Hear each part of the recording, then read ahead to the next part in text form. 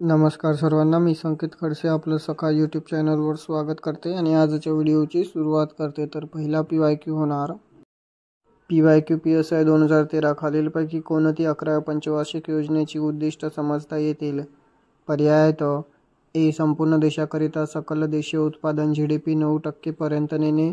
बी. दुर्बल घटकांकरिता अन्न व पौष्टिक आहाराची व्यवस्था करणे.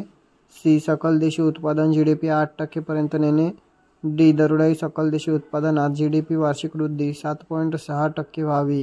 पर्यायी उत्तरे 1 ABC, 2 AD, 3 BC, 4 ABCD. तर या PYQचं उत्तर होणार 2 AD. पुढील PYQ महाराष्ट्रपत्रित पूर्व परीक्षा 2023 मानवी विकास निर्देशांकांमध्ये बहुआयामी दारिद्र्य निर्देशांकांचे रिकामी जागा 3 आयाम प्रतिबिंबित होतात. अ. आरोग्य, ब. उत्पन्न, क. शिक्षण, ड. राहणीमान.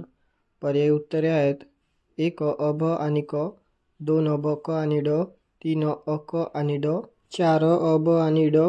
तर या PYQचं उत्तर होणार 3 अ, क आणि ड.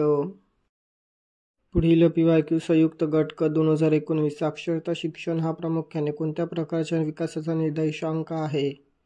पर्याय आहेत 1 मानवी साधनसंपत्ती विकास, 2 भौगोलिक विकास, 3 आर्थिक विकास, 4 राजकीय विकास.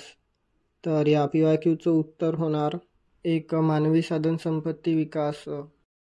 पुढील PYQ STI 2015-2010 पासून मानवी विकास निर्देशांक HDI ची व्याख्या ही प्रत्येक पैलूतील यश मापन करणाऱ्या सामान्य निर्देशांकांची अशी केली जाते.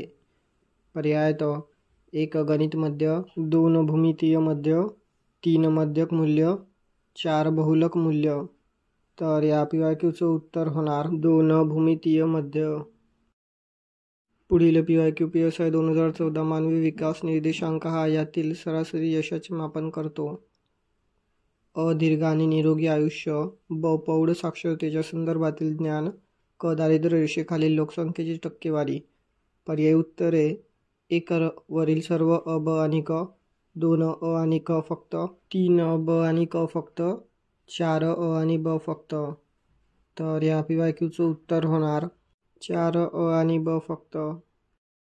तर भेटूया पुढील व्हिडिओमध्ये. धन्यवाद.